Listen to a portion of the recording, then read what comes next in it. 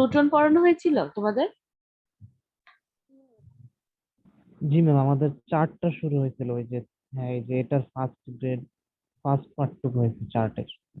এটা করাইছিলাম, এটার Bowen's first reaction first first part. পার্টটুকু ফার্স্টের মধ্যে মানে ওই টেম্পারেচার লো হওয়া পর্যন্ত হয়েছে, তারপরে বাকিটা শুরু হয়েছিল যে কিভাবে ঠান্ডা হয়। ও আচ্ছা আচ্ছা, মানে বোয়েন্স রিঅ্যাকশন সিরিজটা আসলে ডিটেল বলি নাই, মানে সিরিজটা কি সেটা বলেছিলাম না? না ম্যাম, ডিটেলস পড়ানো হয়নি, শুরু করেছিলেন, টাইম হ্যাঁ শেষ হয়ে হ্যাঁ হ্যাঁ, গেছিল, টাইম শেষ হয়ে বলেছিলেন গেছে, আচ্ছা পরদিন আচ্ছা। শুরু করবেন। ঠিক আছে, তাহলে আবার আমরা এটা প্রথম থেকে শুরু করি। তো আসো, আমরা বোয়েন্স রিঅ্যাকশন সিরিজটা আজকে শুরু করব। তো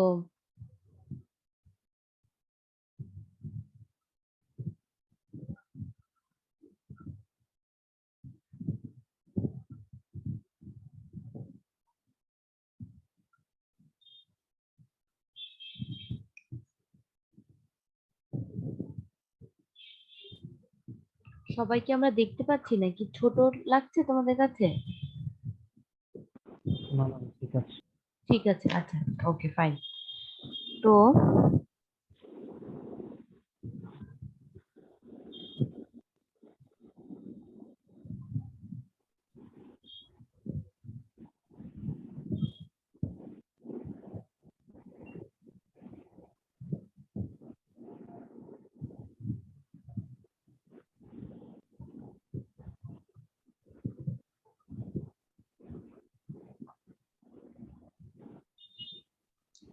আচ্ছা, দেখো, এই রিয়াকশন সিরিজটা সম্পর্কে বলার আগে, রিয়াকশন সিরিজটা হচ্ছে তোমাদের কেন জানার দরকার, কিসের জন্য জানার দরকার সেটা আমি বলবো আস্তে আস্তে। তো বোয়েন্স রিয়াকশন সিরিজটা হলো, বোয়েন্স নামে একজন বিজ্ঞানী, সে তোমার বিভিন্ন মিনারেলস এর উপর বিভিন্ন, সে ওই তোমাদের ন্যাচারে মনে করো ম্যাগমা থাকে, ম্যাগমা আস্তে আস্তে সলিডিফাইড হয়ে, অথবা ম্যাগমা আস্তে আস্তে ক্রিস্টালাইজেশন প্রসেসের মাধ্যমে সলিডিফাইড হয়ে তোমার কিসে পরিণত হয়, এক একটা নতুন নতুন মিনারেলসে পরিণত হয়, এবং ওই মিনারেলস গুলো আবার নতুন কোনো ম্যাগমার সাথে রিয়াকশন করে আবার নতুন আরেকটা ক্রিস্টালে পরিণত হয়। এটা তোমার নেচারে ঘটতে থাকে। তো এই যে নেচারের এই যে একটা মিনারেলস থেকে আরেকটা মিনারেলসে পরিণত হওয়ার যে ঘটনা, এবং লাস্ট কোন জায়গায় গিয়ে তোমার এন্ড প্রোডাক্টটা তৈরি হচ্ছে, বা লাস্টে কোন মিনারেলসটা দিয়ে শেষ হচ্ছে, তো সেই জিনিসটা সামগ্রিকভাবে কোনো না কোনো একটা সিরিজকে সে ফলো করে। হয় সে এখানে দুইটা সিরিজ আছে, একটা তোমার ডিসকন্টিনিউয়াস সিরিজ, আরেকটা হচ্ছে তোমার কি কন্টিনিউয়াস রিঅ্যাকশন সিরিজ। তো এই দুইটা জিনিসকে সে ফলো করে। তো এগুলো আমরা নেচারে দেখতাম, কিন্তু নেচারের এই সিনারিও সেই বোয়েন্স নামে যে বিজ্ঞানী, তিনি 1887 সাল থেকে 1956 সাল পর্যন্ত এই লম্বা সময় ধরে সেই এই বিষয়টা নিয়ে গবেষণা করলো, এবং গবেষণা করার ফলে দেখলো যে প্রকৃতিতে কিভাবে মিনারেলস গুলো তার স্টেবিলিটি হারায়, অথবা প্রকৃতিতে কিভাবে মিনারেলস গুলো বিভিন্ন টেম্পারেচারে, সে কি হচ্ছে এক একটা টেম্পারেচারে সে নির্দিষ্ট ধরনের ক্রিস্টাল ফর্মেশন করছে, বা নির্দিষ্ট ধরনের তোমার মিনারেলসে ফর্মেশন হচ্ছে, তারপরে আস্তে আস্তে ওখানে আবার অনেক সময় স্টেবল থাকছে না, সেখান থেকে আবার আরেক ধরনের মিনারেলসে সে কি করছে, ট্রান্সফার হয়ে যাচ্ছে। এই যে পুরো প্রসেসটা সে একটা সিরিজের মাধ্যমে প্রকাশ করেছে। বোয়েন্স নামে যিনি, উনি হচ্ছে একটা সিরিজের মাধ্যমে প্রকাশ করেছে। এই জন্য এই সিরিজটাকে আমরা বলে থাকি হলো তোমার বোয়েন্স রিঅ্যাকশন সিরিজ। আর বোয়েন্স রিঅ্যাকশন সিরিজের তোমার টেম্পারেচারের বিষয়টা অনেক বেশি ইম্পর্টেন্ট, কারণ এক এক টেম্পারেচারে দেখা যায় যে একটা নির্দিষ্ট টেম্পারেচার, মনে করো 1200 থেকে 1300 ডিগ্রি সেলসিয়াস তাপমাত্রায় যখন ম্যাগমা আসলো, তখন এক ধরনের মিনারেলস তৈরি হয়। তারপর 700 থেকে 800 ডিগ্রি সেলসিয়াস তাপমাত্রায় যখন তোমার ম্যাগমাটা আর একটু এরকম টেম্পারেচারে গিয়ে ঠেকলো, তখন দেখা যায় যে আরেক ধরনের মিনারেলস তৈরি হচ্ছে। তো এই যে টেম্পারেচারের সাথে সাথে মিনারেলস গঠন হওয়ার যে প্রক্রিয়া, সেখানেই সেগুলোই আসলে এই বোয়েন্স রিঅ্যাকশন সিরিজে আলোচনা করা হয়েছে। এখন আসো যে বোয়েন্স কি বলেছে। বোয়েন্সের ক্ষেত্রে কি হলো, প্রথমে যে প্রোডাক্টটা এখানে কাজ করবে সেটা হচ্ছে ম্যাগমা। ওকে, তো ম্যাগমা প্রথমে কোথায় থাকে? ম্যাগমা অবশ্যই তোমার হাই টেম্পারেচারে মোল্টিং অবস্থায় থাকে। তো হাই টেম্পারেচার থেকে যখন সে 1200 থেকে 1300 ডিগ্রি সেলসিয়াস তাপমাত্রায় আসলো, তখন যে প্রোডাক্টটা তৈরি হয় তখন সেটা হলো তোমার অলিভাইন। তো অলিভাইনের যেই ক্রিস্টালের গঠন সেটা খুবই সিম্পল। এখানে ক্রিস্টালের গঠনের মধ্যে কোনো ধরনের কোনো কমপ্লেক্সিটি নাই। আর অলিভাইনের যেই যেইখানে তৈরি হলো বা যেই পর্যায়ে এসে তোমার এই মিনারেলসটা তৈরি হলো, সেখানে সে কোন কন্ডিশনে থাকবে না? সেখানে সে ইকুইলিব্রিয়াম কন্ডিশনে থাকবে না। ইকুইলিব্রিয়াম কন্ডিশনে থাকবে না বলতে আমি কি বোঝাচ্ছি? মানে অলিভাইন শুধুমাত্র অলিভাইন হয়েই সেই জায়গায় পড়ে থাকবে না, সে আবার কি চাবে? সে আবার এই অলিভাইনটা আশেপাশে আবার অনেক ধরনের মোল্টিং ম্যাটেরিয়াল আছে। মোল্টিং ম্যাটেরিয়াল বলতে আরো ম্যাগমা আছে। তো অলিভাইনটা কি করবে? ওই ম্যাগমার সাথে আবার আরেকবার কি করবে? রিয়াকশন করবে। রিয়াকশন করে সে তাদের মধ্যে যে ক্রিস্টালের গঠন বা কেমিক্যালি যে কম্পোজিশন সেটা চেঞ্জ করে সে তৈরি করবে হচ্ছে তোমার কি? পাইরক্সিন। এরপরে পাইরক্সিন আবার কি করবে? পাইরক্সিনও হচ্ছে তোমার কি? স্টেবল না বা ইকুইলিব্রিয়াম কন্ডিশনে থাকবে না। তো পাইরক্সিন আবার হচ্ছে তোমার নিজস্ব যে ক্রিস্টালের গঠন বা নিজস্ব যে কেমিক্যাল স্ট্রাকচার সেটা আবার নিজে কি করবে? চেঞ্জ করবে। কিভাবে চেঞ্জ করবে? এর আশেপাশে যে ম্যাগমা আছে সেই ম্যাগমার সাথে রিয়াকশন করে চেঞ্জ করে তোমার তৈরি করবে হচ্ছে তোমার এই যে অ্যাম্ফিবল।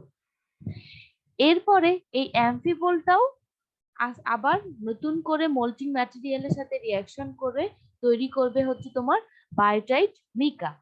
এখন বায়োটাইট মিকা আবার তোমার আদার্স মোল্টিং ম্যাটেরিয়ালের সাথে রিয়াকশন করে তৈরি করবে হচ্ছে পটাশিয়াম ফেলসপার, তারপর হচ্ছে মাস্কোভাইট মিকা, তারপরে হচ্ছে তোমার তৈরি করবে হলো তোমার কি? দেখো,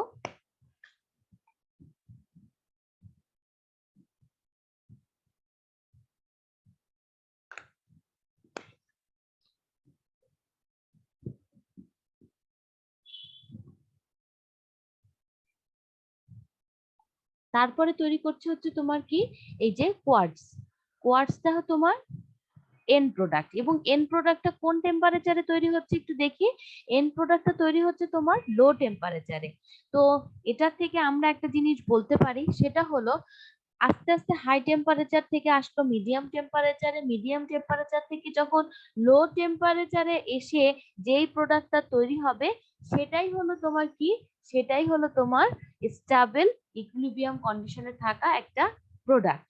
তো এটা থেকে প্রতীয়মান হয়, এটা থেকে আমরা বলতে পারি যে প্রথমে হাই টেম্পারেচারে শুরু হওয়া একটা মিনারেল সেটা লাস্টে গিয়ে যখন লো টেম্পারেচারে এসে যেই রূপ ধারণ করে, সেখানে এসে আমাদের যে মিনারেলসটা তৈরি হয় সেটা মোটামুটি বলতে পারি সেটা অবশ্যই আমাদের কি অবস্থায় আছে? সেটা ইকুইলিব্রিয়াম কন্ডিশনে আছে। এরপর আসো, এখন কথা হচ্ছে এই সিরিজটাকে, এই যে প্রথমে বললাম যে ম্যাগমা থেকে অলিভাইন, এই অলিভাইন থেকে পাইরক্সিন, পাইরক্সিন থেকে অ্যাম্ফিবল, অ্যাম্ফিবল থেকে বায়োটাইট মিকা, এই যে রিয়াকশন সিরিজ, সে একটা রিয়াকশন সিরিজকে ফলো করলো। সেই রিয়াকশন সিরিজকে আমরা বলছি হচ্ছে কি? সেই রিয়াকশন সিরিজকে বলছি হচ্ছে তোমার ডিসকন্টিনিউয়াস রিয়াকশন সিরিজ। এখন ডিসকন্টিনিউয়াস রিয়াকশন সিরিজ কেন বলছি? সেটার একটা কারণ আছে। সেটার কারণ হলো এই যে অলিভাইনের মধ্যে তোমার ক্রিস্টালের যে গঠনটা ছিল, পাইরক্সিনের মধ্যে ক্রিস্টালের গঠন একদমই চেঞ্জ হয়ে যাচ্ছে। আবার পাইরক্সিনের মধ্যে যে কম্বিনেশন ছিল বা যে ক্রিস্টালের গঠন ছিল, অ্যাম্ফিবলের মধ্যে এসে অ্যাম্ফিবলে এসে আবার সেটার গঠন একদমই চেঞ্জ হয়ে যায়। মানে এখানে ক্রিস্টালাইন যে স্ট্রাকচারটা আছে সেই স্ট্রাকচারের মধ্যে কোনো ধরনের কোনো সিমিলারিটিস থাকে না। আর এইখানের এই যে অলিভাইন বলো, পাইরক্সিন, অ্যাম্ফিবল, বায়োটাইট মিকা, এই তোমার সব মিনারেলস গুলো একটা গ্রুপের মধ্যে পড়ে। সেই গ্রুপটা কি? সেই গ্রুপটা হচ্ছে ফেরো ম্যাগনেসিয়াম টাইপের মিনারেলস এর মধ্যে পড়ে। তো ফেরো ম্যাগনেসিয়াম টাইপের মিনারেলস এর মধ্যে পড়ার কারণে দেখা যায় যে এখানে আয়রনের পরিমাণ বা আয়রন কন্টেন্ট এই টাইপের মিনারেলস গুলোর মধ্যে বেশি থাকে। এবং এটাকে ডিসকন্টিনিউয়াস বলছি এই সেন্সে যে এদের মধ্যে যে ক্রিস্টালের স্ট্রাকচারের গঠন সেটা কন্টিনিউয়াসলি তোমার কি হচ্ছে?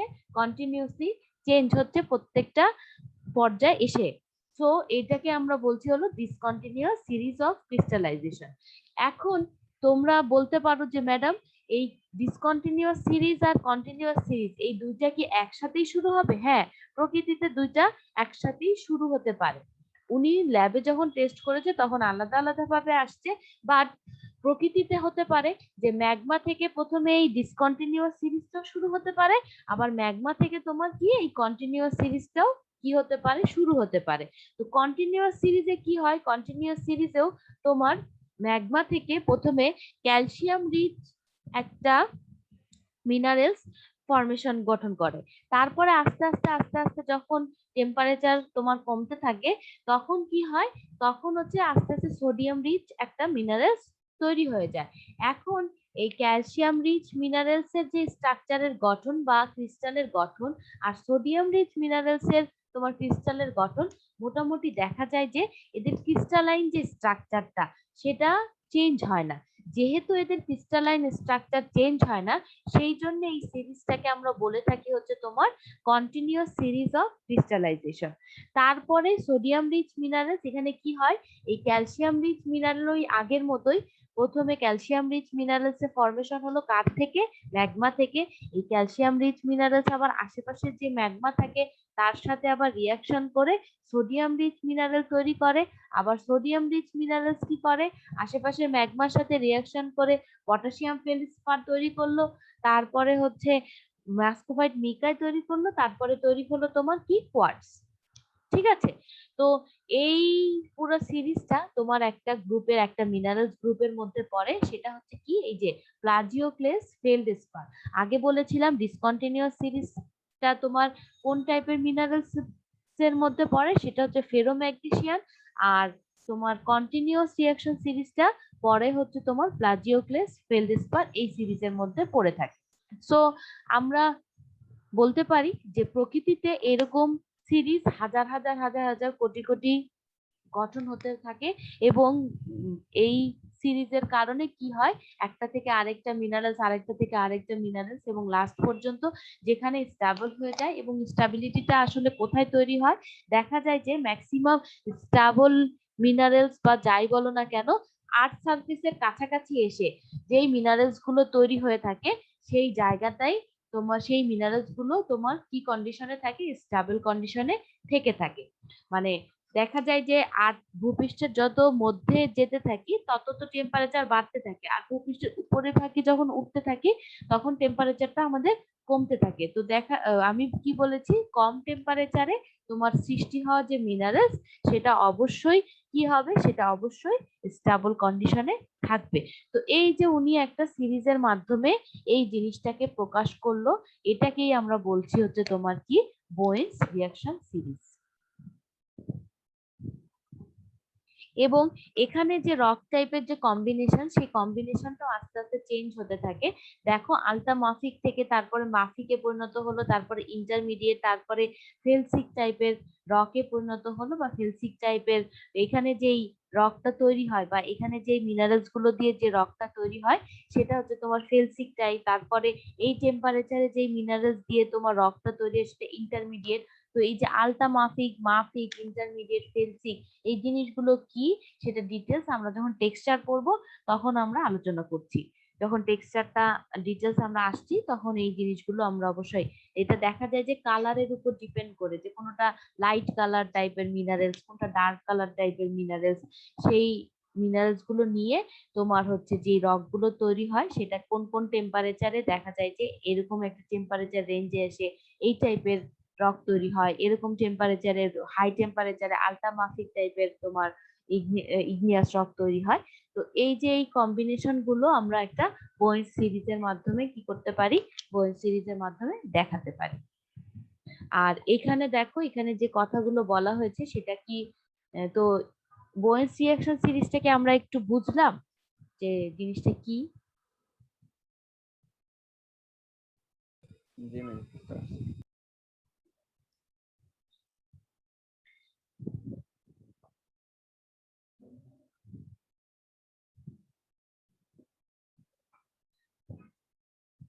বোয়েন রিঅ্যাকশন সিরিজটা কি আমরা বুঝতে পেরেছি? জি ম্যাম।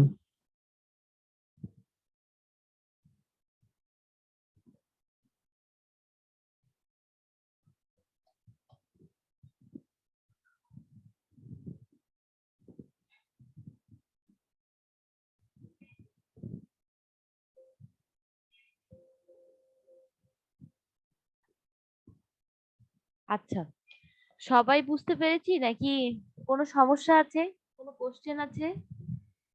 না ম্যাম, বুঝতে পেরেছি। আচ্ছা, যদি পেরে থাকো তা ভালো। এখন আসো, আর তাহলে কি আমি এই যে লাইন টু লাইন এটা পড়তে হবে? এই পুরো জিনিসগুলো কি লাইন টু লাইন পড়তে হবে? না ম্যাম। ওকে, বাসায় পড়বা তোমরা?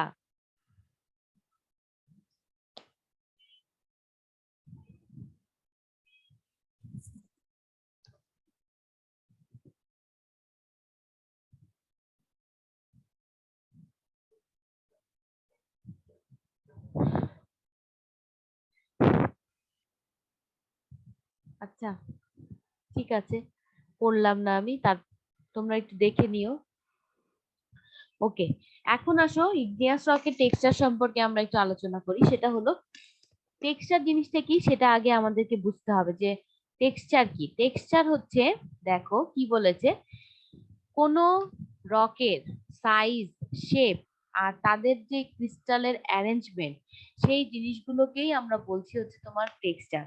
মানে কোনো একটা জিনিস দেখে সাইজ, শেপ আর তাদের ক্রিস্টালের যেই গঠন, সেটা ছোট ক্রিস্টাল দিয়ে তৈরি না বড় ক্রিস্টাল দিয়ে তৈরি না মাঝারি ক্রিস্টাল দিয়ে তৈরি, অথবা একটা জিনিস দেখে বুঝতে পারছো যে এখানের গ্রেন সাইজ গুলো বা এখানের যেই গ্রেন সাইজের অ্যারেঞ্জমেন্টটা সেটা বড় ছোট না মাঝারি, সেগুলো আমরা দেখে যখন বুঝতে পারছি সেগুলোকে আমরা বলছি হচ্ছে তোমার টেক্সচার।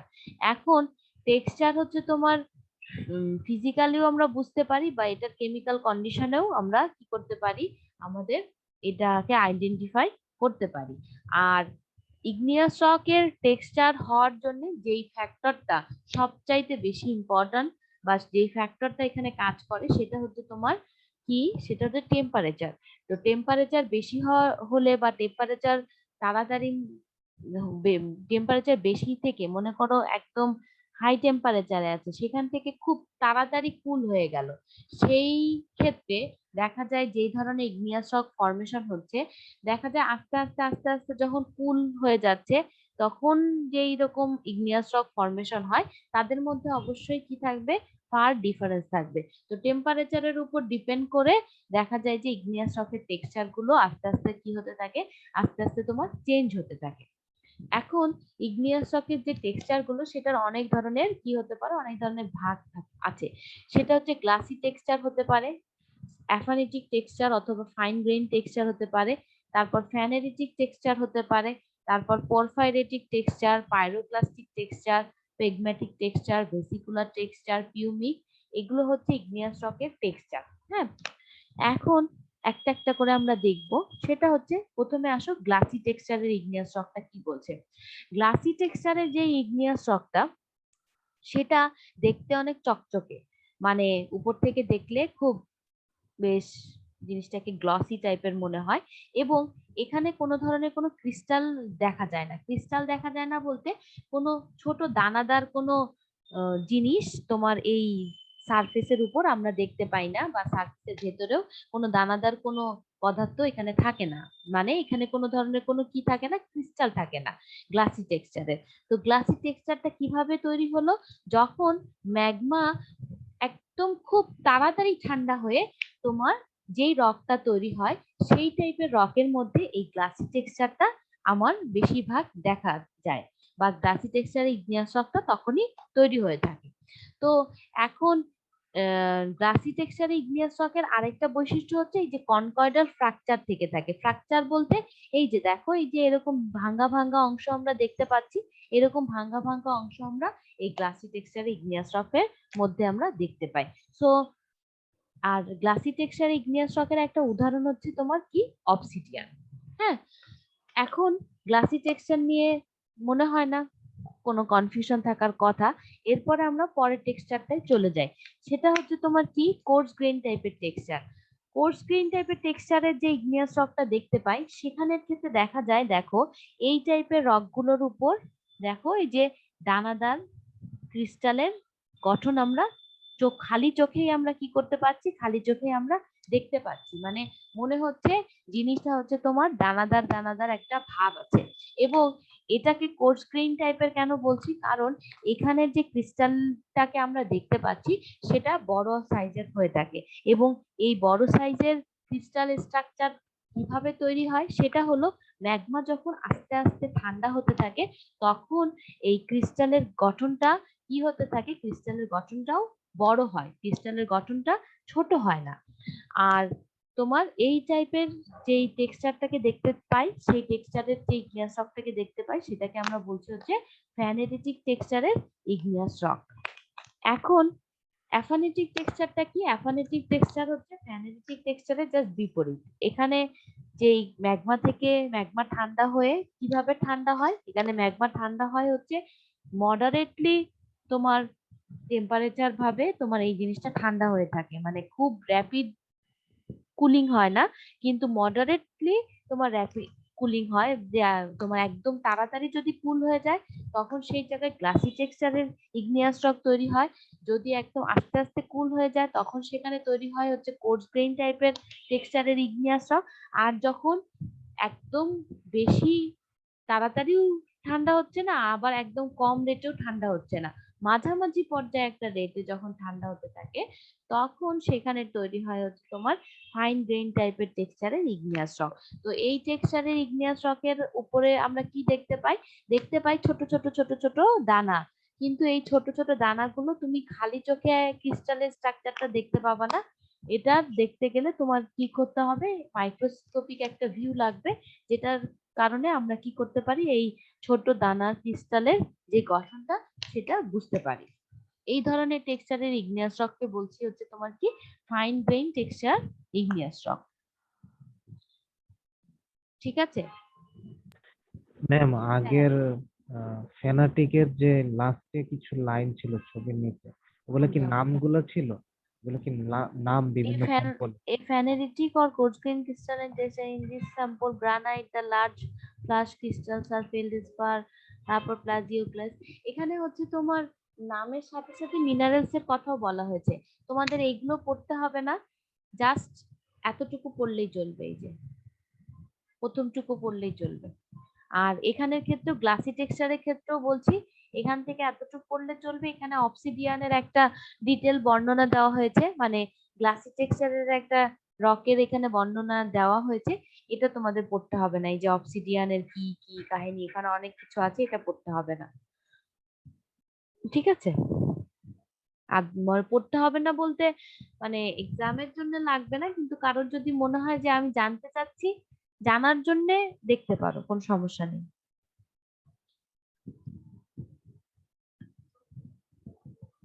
আচ্ছা, এখন আসো পরফাইরেটিক টেক্সচারের ইগনিয়াস রক। একটু আগে আমরা হচ্ছে দেখলাম কোর্স গ্রেইন টেক্সচার দেখেছি, ফাইন গ্রেইন টেক্সচার দেখেছি। এখন পরফাইরেটিক টেক্সচারটা কি? পরফাইরেটিক টেক্সচার হচ্ছে এটার মধ্যে বড় ক্রিস্টালও আমরা দেখতে পাবো, এটার মধ্যে ছোট ক্রিস্টালও দেখতে পাবো। তো এটা তৈরি হয় কি করে? এটা তৈরি হয় হচ্ছে দুই স্টেজ কুলিং এর মাধ্যমে। মানে একবার হচ্ছে তোমার কি হলো, তোমার আস্তে আস্তে ম্যাগমাটা ঠান্ডা হচ্ছে, আবার কি হলো কিছুক্ষণ পর দেখা গেল ম্যাগমাটা আরেকটু তাড়াতাড়ি ঠান্ডা হয়ে যাচ্ছে।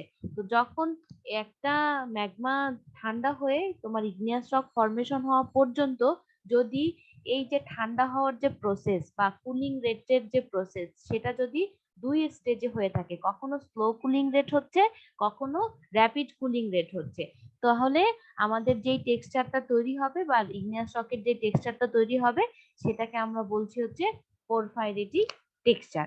এখানে কি হয়, এখানে বড় ক্রিস্টাল গুলোর আশেপাশে ছোট ক্রিস্টাল গুলো থেকে তারা একটা আরেকটার সাথে কি অবস্থায় থাকে, কানেক্টিং অবস্থায় থাকে। তো এই ধরনের ইগনিয়াস রকে আমরা এইভাবে দেখতে পাই। দেখো এখানে হচ্ছে এই জায়গাগুলো যে ইগনিয়াস রকের তৈরি হচ্ছে বা এই জায়গাগুলো যে টেক্সচারটা আছে সেটা হচ্ছে ফাইন গ্রেইন। আর এই যে বড় বড় যেই জিনিসগুলো দেখতে পাচ্ছি এগুলো হচ্ছে তোমার কোর্স গ্রেইন। তো কোর্স গ্রেইন কে কি করেছে, এই যে ফাইন গ্রেইন যে টেক্সচারের ইগনিয়াস রক বা ফাইন গ্রেইনটা তাকে কি করেছে, ঘিরে ধরেছে। তো এই যে কোর্স গ্রেইন যখন ফাইন গ্রেইন কে ঘিরে ধরে তখন সেটাকে আমরা বলে থাকি হচ্ছে কি গ্রাউন্ড মাস। আর এই টাইপের টেক্সচারকে আমরা বলি হচ্ছে তোমার পরফাইরিটিক টেক্সচার ইগনিয়াস রক। ঠিক আছে? জি ম্যাম।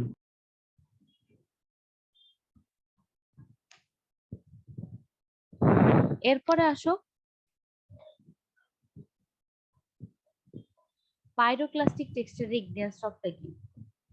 পাইরোক্লাস্টিক টেক্সচারের ইগনিয়াস রক হচ্ছে তোমার লাভা ঠান্ডা হয়ে এই ধরনের টেক্সচারটা তৈরি হয়ে থাকে। তো লাভা যখন ঠান্ডা হয় এবং তোমার দেখা যায় যে মাঝখানে মাঝখানে অনেক ধরনের কি থাকে, অনেক ধরনের জায়গায় ছিদ্র থাকে। তো এই এই এই টেক্সচারের গুলোকে আমরা বলছি হচ্ছে তোমার পাইরোক্লাস্টিক টেক্সচারের ইগনিয়াস রক। তো এখানে কি বলেছে একটু দেখি। volcanoes that erupt explosively expel lot of gas, bits of lava, fragments of rock and ash. The volcanically produced fragments or pyroclast either are blown into the air before falling into the ground and are carried down the slope of the volcano as a gas charged surface flow. Settling to the ground while still hot, these minerals can become fused or welded together to form a pyroclastic rock. এটার মানে হলো আমরা যখন লাভার কথা বলেছিলাম বা যখন volcanoes ইরাপ্ট হয় বা ভলকানিক আগ্নেয়গিরির অগ্নুৎপাত হয়, তখন সেটা কি হয়, তখন সেটা বাইরের দিকে বের হয়ে আসতে চায় এবং বাইরের দিকে যখন বের হয়ে আসে তোমার ভলকানিক ইরাপশনটা, তখন সেই ভলকানিক ইরাপশনের মধ্যে অনেক ধরনের গ্যাস থাকে, অনেক ধরনের তোমার লাভা থাকে, অনেক ছোট ছোট টুকরা টুকরা তোমার পাথরও থাকতে পারে, তার মধ্যে কি থাকতে পারে, ছাই, অ্যাশ যেটাকে বলি। সেগুলো হচ্ছে কি করে, সেগুলো সেটেল ডাউন করার আগে তারা একটা আরেকটার সাথে জড়ো হয়ে তোমার এক ধরনের টেক্সচার তৈরি করে থাকে। কারা জড়ো হয়ে, সেখানের মধ্যে তোমার গ্যাস থাকতে পারে, লাভা থাকতে পারে, ছোট ছোট রক থাকতে পারে, অ্যাশ থাকতে পারে। তো এক ধরনের মিক্স টেক্সচারের একটা কি করে, রিস্ট্রাকচারের একটা ইগনিয়াস রক এখানে তৈরি করে থাকে। এবং এই ধরনের টেক্সচারটা আমরা কোন টাইপের ইগনিয়াস রকের মধ্যে দেখতে পাই, সেটা হচ্ছে তোমার এক্সট্রুসিভ টাইপের ইগনিয়াস রকের মধ্যে আমরা দেখতে পাই। তো এটাকে আসলে অ্যাকচুয়ালি আমরা আইডেন্টিফাই করতে পারি না যে এটার মধ্যে তোমার ফাইন গ্রেইন টাইপের হচ্ছে তোমার টেক্সচার থাকে, না কোর্স গ্রেইন টাইপের টেক্সচার থাকে, নাকি অন্য কোনো টেক্সচার থাকছে। এই জিনিসগুলো এখানে কোনো ধরনের কোনো আইডেন্টিফাই করা যায় না। সেটা কি হয়, এটার যে সারফেসটা অনেক রাফ হয়ে থাকে এবং এইখানে দেখা যায় যে কোথাও একটু ছিদ্র আছে, কোথাও একটু ফাঁকা জায়গা আছে, আবার কোথাও দেখা যায় একদম সলিড পোর্শন আছে, কোথাও দেখা যায় একটু বড় ক্রিস্টাল দেখতে পাচ্ছি, আবার কোথাও দেখা যায় যে ছোট ক্রিস্টাল দেখতে পাচ্ছি। মানে একটা আনইভেন একটা সারফেসের এখানে আমরা দেখতে পাই। তো এই টেক্সচারটাকে আমরা বলছি হচ্ছে তোমার কি, পাইরোক্লাস্টিক টেক্সচার। এখন পাইরোক্লাস্টিক টেক্সচারের ক্ষেত্রে আমরা দুইটা তোমার সংজ্ঞা একটু পড়বো। একটা হচ্ছে তোমার টাফ, আর একটা হচ্ছে তোমার ভলকানিক ব্রেশিয়া। তো ভলকানিক টাফটা কি, টাফটা হচ্ছে তোমার পাইরোক্লাস্টিক টেক্সচারের ইগনিয়াস রকের মধ্যে যেই টাইপের রকগুলোর কে তোমার লাইট ওয়েট হয়ে থাকে। মানে পাইরোক্লাস্টিক টেক্সচারের igneous rock as well as সেটা হচ্ছে তোমার কি, সেটা কি ধরনের লাইট ওয়েট, মানে তার খুব হালকা হয়ে থাকে, সেই ধরনের তোমার ইগনিয়াস রক গুলোকে বলে থাকি হচ্ছে তোমার কি, টাফ। আর টাফের মধ্যে যদি কি থাকে, এই টাফের মধ্যে যদি তোমার বড় তোমার কোনো রক থেকে থাকে, লার্জ ফ্র্যাগমেন্টস এর মানে বড় রকের টুকরা থেকে থাকে, তখন সেটাকে আমরা বলে থাকি হচ্ছে তোমার ভলকানিক ব্রেশিয়া। এই দুইটা একটু আমাদের এই টেক্সচারের মধ্যে এই দুইটা সংজ্ঞা একটু পড়ে রাখতে হবে, যে টাফটা কি আর ভলকানিক ব্রেশিয়াটা কি। টাফটা হচ্ছে তোমার পাইরোক্লাস্টিক টেক্সচারে ইগনিয়াস রক যেটা লাইট ওয়েট, আর ভলকানিক ব্রেশিয়া হচ্ছে ওই টাফের মধ্যে যদি বড় বড় পাথরের টুকরা থাকে, তখন সেটাকে বলে থাকি হচ্ছে তোমার ভলকানিক ব্রেশিয়া। এরপরে আসো পিগম্যাটিক টেক্সচার, এটাকে কি বলে থাকে, এটা হচ্ছে তোমার যদি ক্রিস্টালের গঠনটা, মানে আগে যখন আমরা কোর্স গ্রেইন টেক্সচারে দেখেছি, সেইখানে ক্রিস্টালের গঠনটা যতটুকু না থাকে, এই পেগম্যাটিক টেক্সচারের ক্ষেত্রে ক্রিস্টালের গঠনটা অনেক বড় হয়ে থাকে বা লার্জ ক্রিস্টাল আমরা এখানে দেখতে পাই। কতটুকু দেখা যায় যে তোমার 2-3 সেন্টিমিটারের বেশি এক একটা ক্রিস্টালের গঠন বা এক একটা ক্রিস্টালের সাইজ আমরা এখানে দেখতে পাই। তো এই ধরনের টেক্সচারের যে ইগনিয়াস রকটা থাকে সেটা হচ্ছে তোমার পেগম্যাটেটিক টেক্সচার। আর এই টেক্সচার গুলোকে বা এটাকে আবার আমরা কি বলছি, পেগমা, এটাকে আমরা বলছি হচ্ছে পেগমাটাইটস। ঠিক আছে, এখন এটা কিভাবে তৈরি হচ্ছে, এটা অবশ্যই তৈরি হবে হচ্ছে একদম কুলিং রেটটা অবশ্যই তোমার কোর্স গ্রেইনের ক্ষেত্রে যে যতটুকু কুলিং রেট ছিল তার থেকে আরো স্লোলি এই তোমার ম্যাগমা ঠান্ডা হয়ে তোমার এই টেক্সচারটা তৈরি করে, এবং এটার কুলিং রেটটা একদমই কি থাকে, একদমই খুবই স্লোলি এটা ঠান্ডা হয়ে তোমার এই ধরনের টেক্সচার তৈরি করে।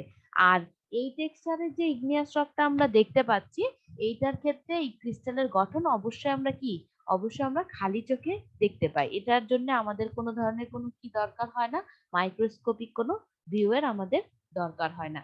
তো এটা আমরা বলছি হচ্ছে কি পিগমেন্টেটিক টেক্সচার। এরপর আসো ভেসিকুলার টাইপের টেক্সচারটা কি। ভেসিকুলার টাইপের টেক্সচার হচ্ছে যদি যেই ফ্লুইডের মধ্যে মনে করো ফ্লুইড ঠান্ডা হয়েই তো, বা তোমার মেল্টিং রক বা তোমার হচ্ছে ম্যাগমা ঠান্ডা হয়েই তো তোমার ইগনিয়াস রক তৈরি হয়, তাই না? এখন ঠান্ডা হওয়ার সময় যদি এরকম একটা সিনারিও আসে যে তোমার ওই ম্যাগমার মধ্যে মনে করো কোনো ধরনের কোনো গ্যাস গ্যাস ছিল বা গ্যাসিয়াস কোনো এলিমেন্ট ছিল, যেগুলো বের হওয়ার আগেই তোমার এই ইগনিয়াস রকটা ঠান্ডা হয়ে যায়, তখন এই ধরনের টেক্সচার তৈরি হয়। কিরকম দেখো, বিভিন্ন জায়গায় কি আছে, বিভিন্ন জায়গায় এরকম ছিদ্র ছিদ্র একটা পোর্শন থেকে থাকে। তো এই ধরনের টেক্সচারকে আমরা বলে থাকি হচ্ছে তোমার কি, ভেসিকুলার টেক্সচারের ইগনিয়াস রক। ঠিক আছে, ভেসিকুলার টেক্সচারটা মেইনলি তৈরি হয়ে থাকে তোমার যখন ম্যাগমাটা ঠান্ডা হওয়ার আগেই যদি এর মধ্যে গ্যাসগুলো বের হতে না পারে, তখন ওই গ্যাসগুলো দেখা যায় যে ওর মধ্যে ঠান্ডা হয়ে তোমার এই ধরনের টেক্সচারটা তৈরি করে থাকে। ঠিক আছে, এখন ভেসিকুলার টেক্সচার গেল। এরপরে আসো পিউমিক টাইপের টেক্সচারটা কি। পিউমিক টাইপের টেক্সচারটা হচ্ছে যদি তোমার লাভা মানে যেটা হচ্ছে তোমার ম্যাগমাটা যখন বাইরে চলে আসে তখন সেটাকে আমরা বলে থাকি হচ্ছে তোমার লাভা। এই লাভাটার মধ্যে যদি গ্যাসের পরিমাণ অনেক বেশি থাকে এবং এটা সারফেসে চলে আসে এবং খুব তাড়াতাড়ি তোমার কি হয়ে থাকে, সলিডিফাই হয়ে থাকে, তখন দেখা যায় যে এই ভেসিকুলার টেক্সচারেও গ্যাস গ্যাস ঠান্ডা হয়ে গিয়েছিল, বা ভেসিকুলার টেক্সচারেও তোমার ম্যাগমার মধ্যে দিয়ে কি হতে পারেনি, তোমার গ্যাসটা বের হতে পারেনি। সেই জন্য দেখা যায় যে এই বড় বড় ছিদ্রযুক্ত এক ধরনের টেক্সচারের ইগনিয়াস রক তৈরি হয়। কিন্তু পিউমিকের ক্ষেত্রে কি হয়, পিউমিকের ক্ষেত্রে হচ্ছে তোমার সলিডিফাইডটা যেহেতু খুব তাড়াতাড়ি হয়ে যায় এবং গ্যাসটাও হচ্ছে খুব বেশি পরিমাণ হচ্ছে লাভার মধ্যে থাকে, এই জন্য দেখা যায় এই যে ছিদ্রগুলো অনেক ছোট ছোট ছোট ছোট ছিদ্র দিয়ে তোমার এই ধরনের টেক্সচারটা তৈরি হয়ে থাকে, এবং এটাকে আমরা বলে থাকি হচ্ছে তোমার কি, পিউমিক টাইপের টেক্সচার। তো পিউমিক টাইপের টেক্সচারটা তোমার কি হয়ে থাকে, এটা কাইন্ড অফ বলতে পারো হচ্ছে গ্লাসি টাইপের হয়ে থাকে, কিন্তু গ্লাসি হলেও এটা দেখা যায় যে একদম স্মুথ হয় না সারফেসটা। একদম স্মুথ না হওয়ার কারণই হলো এর মধ্যে গ্যাসের পরিমাণ বেশি থাকে। দেখা যায় যে এই যে জায়গাগুলো সলিড থাকে সেই জায়গাগুলো স্মুথ থাকে, কিন্তু সলিডের মাঝখানে মাঝখানে আবার ছোট ছোট ছোট ছোট ছিদ্র হয়ে থাকে। তো এই ধরনের টেক্সচারকে আমরা বলছি হচ্ছে তোমার পিউমিক টাইপের টেক্সচারের ইগনিয়াস রক। আচ্ছা, আমি একটু ফাস্ট পড়াচ্ছি, কারণ হলো আমাদের আজকে আমি চেষ্টা করব যে ইগনিয়াস রকটা শেষ করার, কারণ এক সপ্তাহ অলরেডি আমাদের চলে গিয়েছে। তো আমরা যদি ইগনিয়াস রকটা এখনই শেষ না করি, আমাদের পরবর্তীতে দেখা যাবে যে সিলেবাসটা কভার করতে একটু প্রবলেম হয়ে যাচ্ছে। আর কারোর কোনো ধরনের কোনো কোশ্চেন থাকলে প্লিজ তোমরা কোশ্চেন করবা। এই টেক্সচার গুলো কি আমরা বুঝলাম? জি ম্যাম, মোটামুটি ক্লিয়ার। মোটামুটি ক্লিয়ার।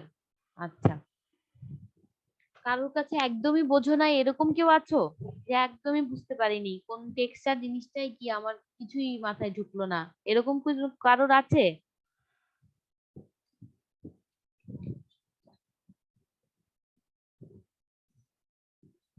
আচ্ছা, এরপর আসো আমরা এতক্ষণ পড়লাম হচ্ছে বিভিন্ন টেক্সচার, ইগনিয়াস রকের টেক্সচারের উপর ভ্যারি করে তোমার হচ্ছে বিভিন্ন টাইপের হতে পারে। এখন মিনারেল কম্পোজিশন মানে মানে বিভিন্ন টাইপের মিনারেলস এর উপস্থিতির উপর ডিপেন্ড করে তোমার ইগনিয়াস রককে আমরা কয়েকটা ভাগে ভাগ করে থাকি। একটা হচ্ছে ফেলসিক, একটা হচ্ছে তোমার ইন্টারমিডিয়েট, একটা হচ্ছে মাফিক, আরেকটা হচ্ছে তোমার কি আল্টামাফিক। এখন ফেলসিক জিনিসটা কি সেটা আমরা প্রথমে আসো।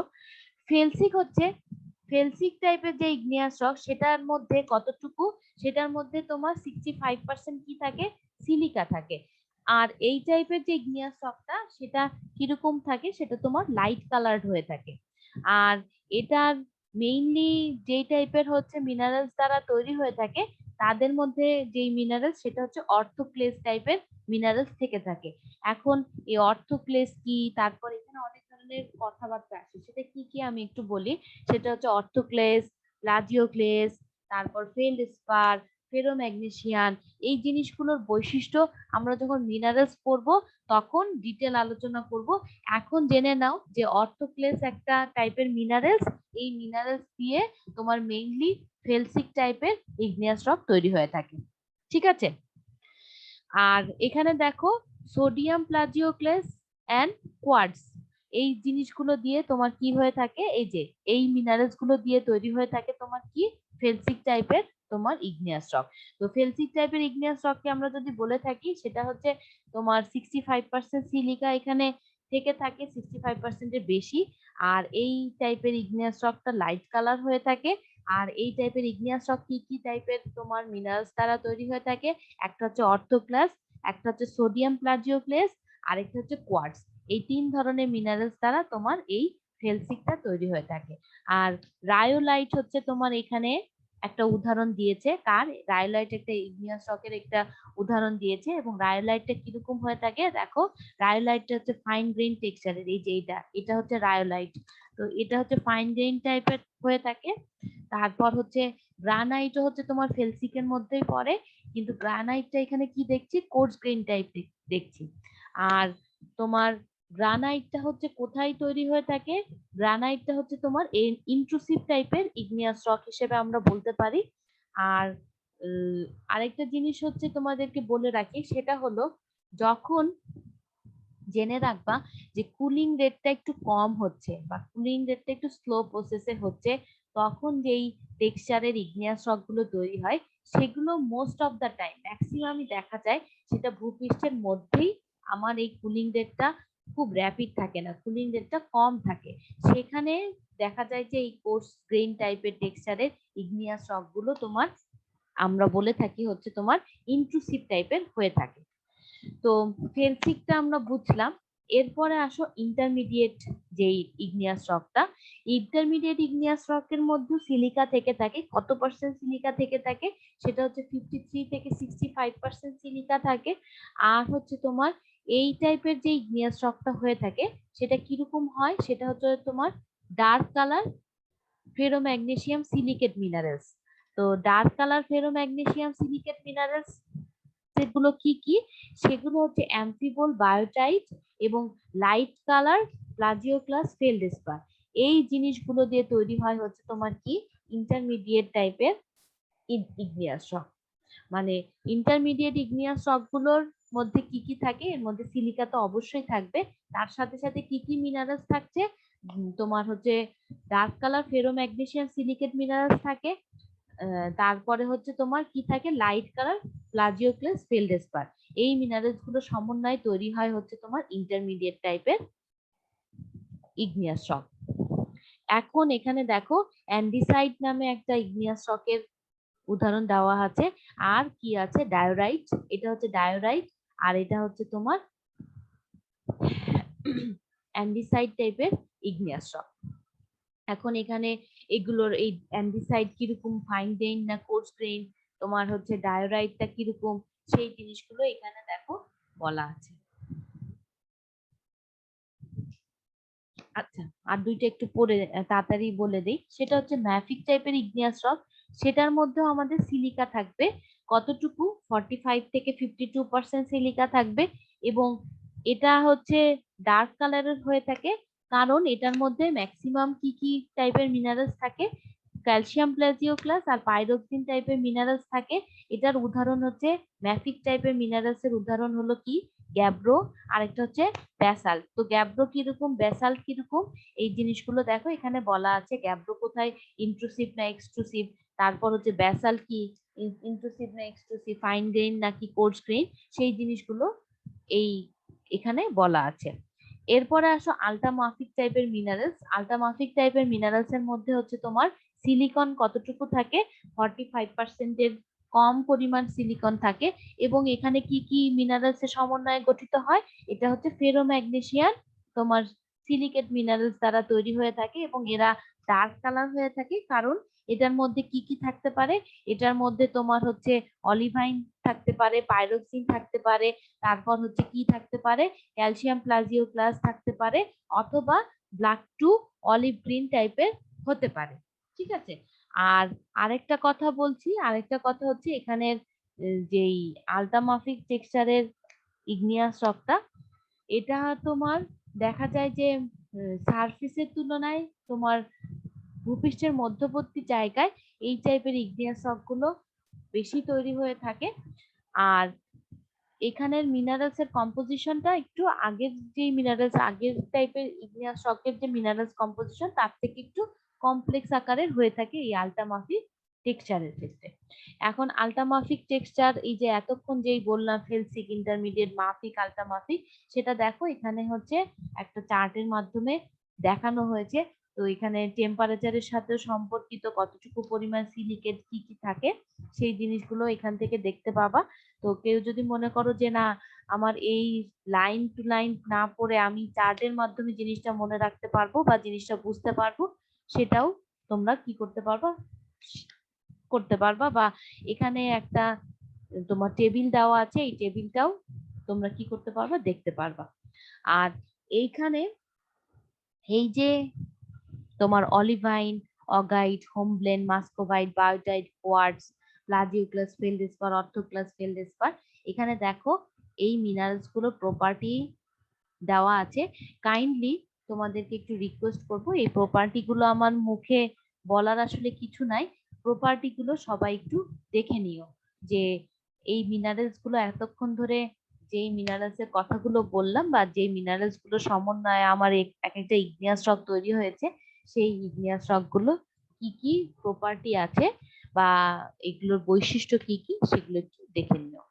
তো এই ছিল আমাদের মোটামুটি তোমার ইগনিয়াস রকের পুরা বিষয়টা বা পুরো টপিকটা। আমরা নেক্সট দিন থেকে তোমার সেডিমেন্টারি রক শুরু করব। আর আরেকটা কথা আমি আবারও বলছি, যদি কারোর কোনো ধরনের সমস্যা থেকে থাকে তোমার এই ইগনিয়াস রকের ক্ষেত্রে, প্লিজ